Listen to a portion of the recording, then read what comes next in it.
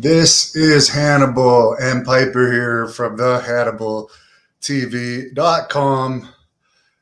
She just wanted to appear to show everyone that she's doing better, but she's still not sleeping very well because she has some broken ribs. So the rib pain is really not allowing her to settle. So it's hard for me to sleep too. But let me jump into the news. I'll put her down because she can't really jump down at this point.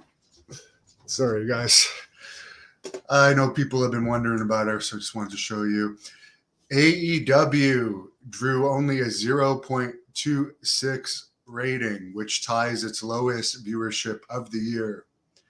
And the last time it drew that low of a rating was January 6th, 2021, which was the same day that the United States Capitol was attacked. Now, there was an over 16-minute MJF promo on this Dynamite, in-ring promo. They love wrestling these days, loves these long, boring in-ring promos. And I've said it before, the smart marks like MJF, but regular people don't like to watch small wrestlers. There's never been, like Bret Hart used to be considered a small wrestler and he was 6 feet tall. He very much appeals to the smart marks, and AEW keeps signing these Japanese guys and all these indie darlings. They make MJF champion, who is not really known outside of smart marks. So it's no wonder they're hitting lows. But also these 16-minute in-ring promos are so fucking boring. I didn't even last a minute into this promo. And the last time I saw an MJF promo a few weeks ago was like an over 10-minute one of him and Regal. Like, to see two people just in the ring yapping is just boring to me. I'm sorry. I know the AEW fans like it, but the ratings continue to dive, and attendance is not what it used to be for AEW either. So I'm not the only one that finds it boring. NXT did a 0.13 rating. By the way, I watched the segment with X-Pac, Road Dogg, Shawn Michaels, and Alundra Blaze. And if they didn't say it was Alundra Blaze, I wouldn't have even known it was her. I don't know if it's plastic surgery or what, but she looks absolutely nothing like what she used to look like. As far as Raw, which did not get a good rating this week, and once again, Kevin Owens was in the main event. Apparently, at 8 p.m., Raw had 1.96 million viewers. And for the final hour, when that Kevin Owens main event happened, more than 600,000 people tuned out. It only had 1.45 million viewers for the final hour. Apparently, FTR, another one of these indie darling tag teams, say their contracts are up with AEW in April, and they always had a good relationship with Triple H, and they claim they're thinking of taking a year off wrestling. I doubt they're going to take a year off wrestling, because as AEW gets less popular, if it continues to drop in popularity, they're just not going to be having as much money, unless they really don't care about losing money, which might be true, because they sign a lot of wrestlers that they don't actually need. But while they're at what you might want to consider the peak of their career, I don't see them taking a year off. But just to show you guys, some people comment, why are you interviewing Randy Hogan? Why are you interviewing Mario Mancini? FTR on this channel, 7 months, they only have just over 800 views. Mario Mancini's first interview with me has about 10,000. The one with Randy Hogan that I did earlier this week has thousands. The fact of the matter is, people would rather watch interviews with old school enhancement talent than the supposed over talent today. William Regal apparently might be going back to WWE. Triple H put the hint out there, and supposedly there might be some questions regarding if AEW's contract is up at the end of this month or not. But yeah, apparently William Regal also had the blessing of Vince McMahon to use the William Regal name in AEW. Which, by the way, if you watch the Gerald Briscoe and the Old School Shooters podcast on this channel a couple of days ago, he said the few times he talked to Vince McMahon has still been a very busy person. I mean, of course, he still is the majority shareholder of WWE. Hello to Doug Masters. Oh, and by the way, the Tom Pritchard did a podcast on Ted Hart last night on this channel. And one of the things why, you know, I've always said Ted's always borrowing money from people as long as I've known him. His dad's not bought him, but paid for his rent for numerous points in time. But he also finds these rich fans to live with, or even in some cases, during bad times, more poor fans, more poor wrestlers to kind of live with. But any time I've ever gone out with him, I've never seen him pay for anything. He either gets people he's with him to pay for stuff, or he goes somewhere where he can get free stuff, or he asked me to pay for stuff, which is why I ended up stopping hanging out with him. Among other reasons, we also, I also moved. But anyways, he always used to say he made a lot of money when he was signed to WWE, and I found that, like, how is this possible? He was only in WWE a couple months, and Tom Pritchard confirmed that he would have been under a $500 a week development contract at that time. So his stories are making a lot of money in WWE, unless you got some kind of massive signing bonus. I don't know about that. Grandma Daisy, watch the start of this if you want to see how Piper's doing. She's doing all right, but my God, this has taken a lot out of me. As I said, I've never had a kid, and like, Piper is literally the closest person to me in this world. She's been there with me through my Hep C treatment. She's been there with me through the good and the bad times over the years. So it sucks to see her not healthy, but she does seem to be improving today. But yeah, it's affected my sleep and energy levels lately. Crying's not surprised they lost 600,000 viewers with Owen in the main event.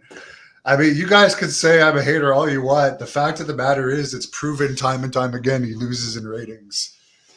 And I follow the business side of it.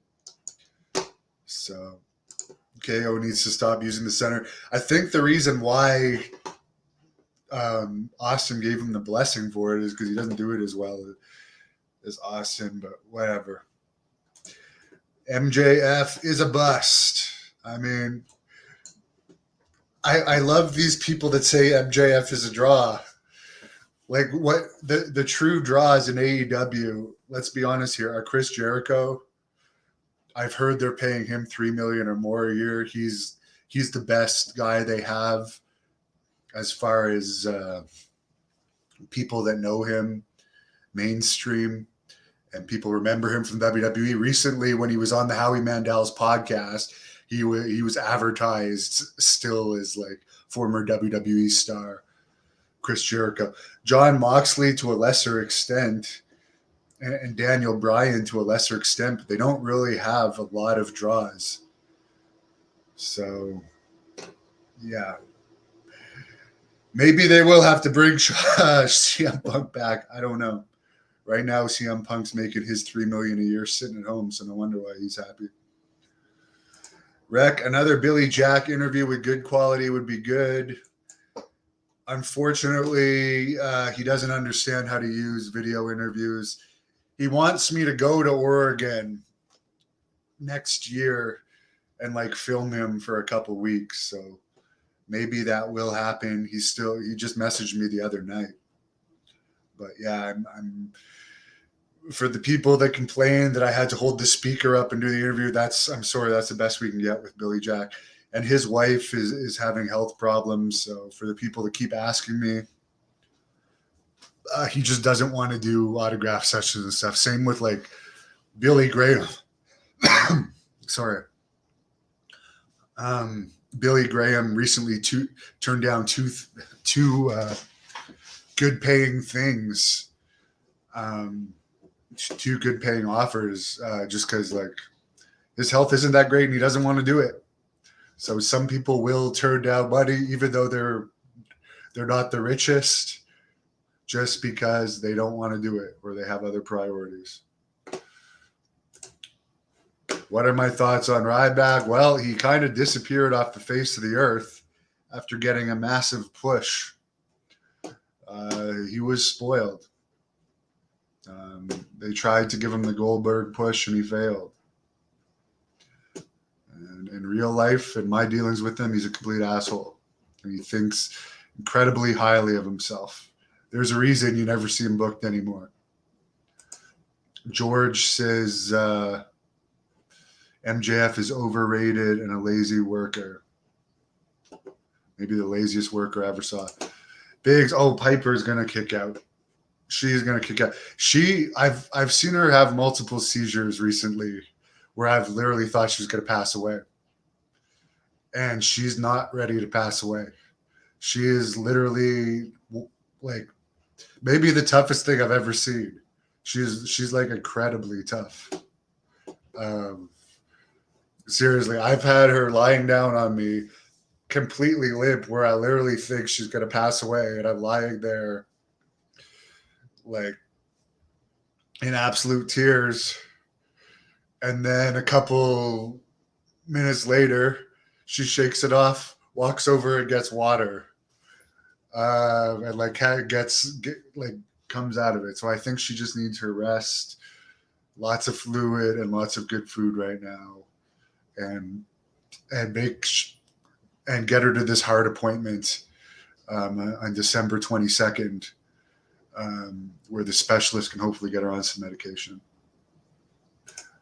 Yes, I got my goon money back.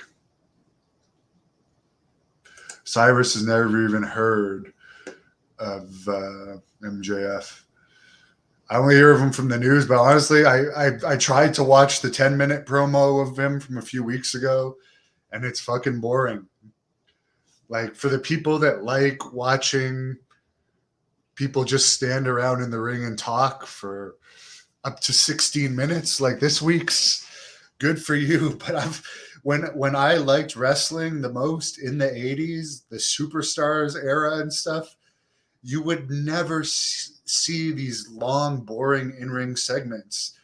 The longest in-ring segment you'd see is when they'd crown a new king, like when Duggan, Macho Man, and Haku were crowned king, and they had these in-ring ceremonies, and like they would last, it seemed like only 5 or 6 minutes at most. But it was like action, and then the short interviews. I like the 30-second interviews a lot better than these every week, these long promos. WWE does it too with the Reigns group that I find so boring. I understand that Roman Reigns is a star, though. I don't deny that. He's not anywhere close to the level Cena was or at the level Brock got to.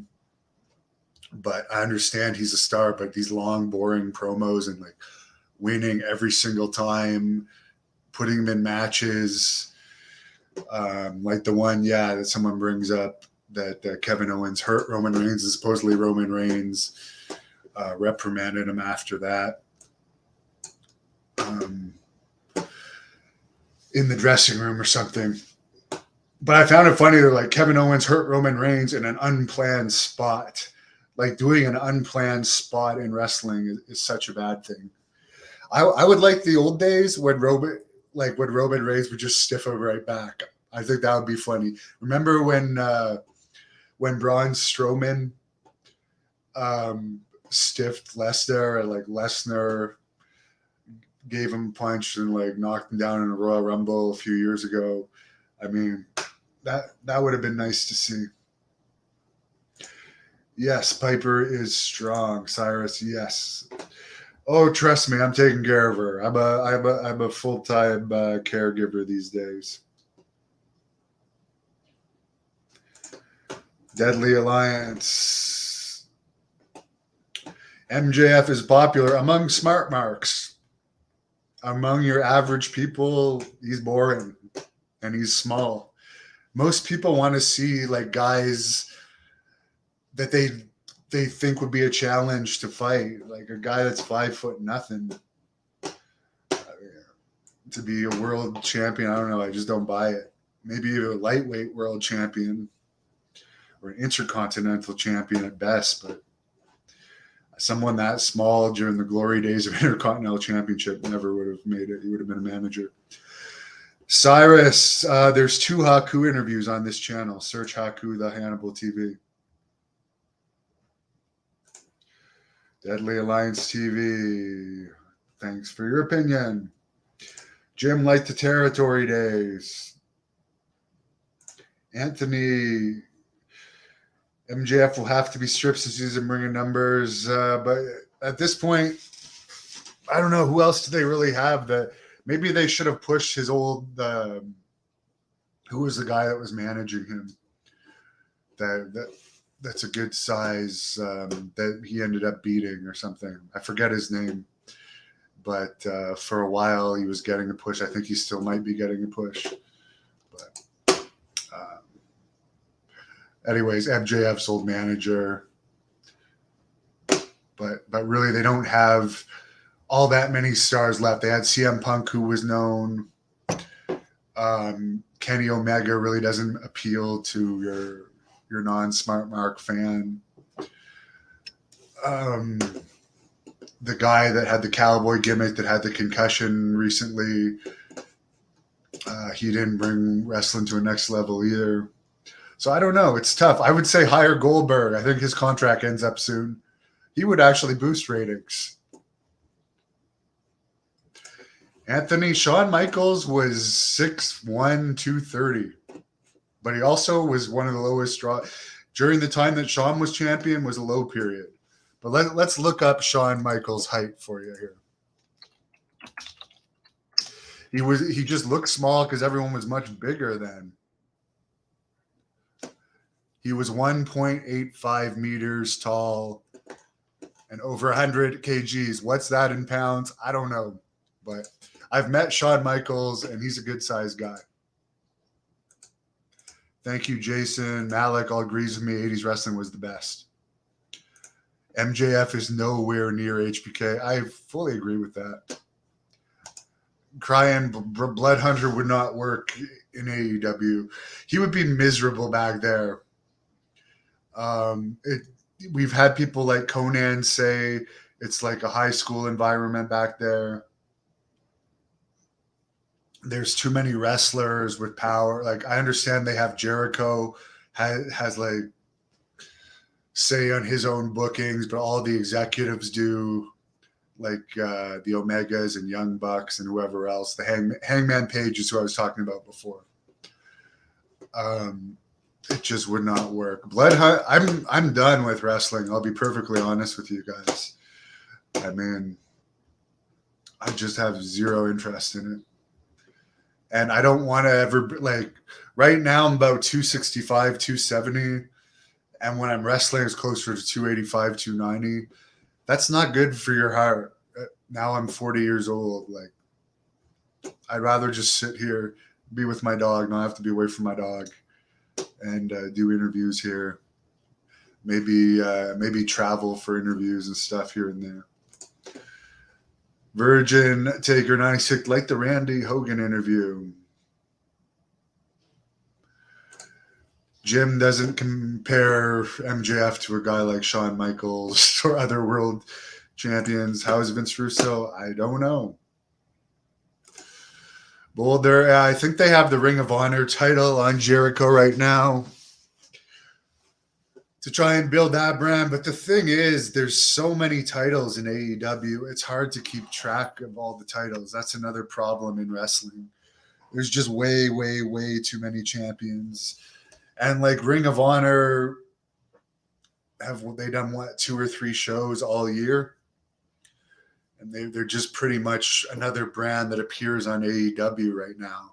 So it's like there's way, way, way too many titles. Boulder, I agree with you there. Megamouth says 6'1" might be an exaggeration. Depends probably if he has lifters in his boots or not. But I have met Shawn Michaels a bunch of times. And yeah, we all know wrestlers' heights are exaggerated. But when I met Shawn, he didn't. And when I saw him as a kid, he never looked like a small guy to me. Night Stalker says Del Rio did the MJF gimmick better. Boulder Piper, as I said, is doing better. I showed her at the start of this. Right now, she's sleeping. So we'll let her sleep and have a great night. And I'm going to line up some more shoot interviews. I've been a little distracted lately with my dog, but I'm going to get some more interviews soon. Have a great one. Thank you for watching the Hannibal TV. Please like this video if you enjoyed it and click the subscribe button to not miss any of our latest shoot interviews, match videos, or news updates.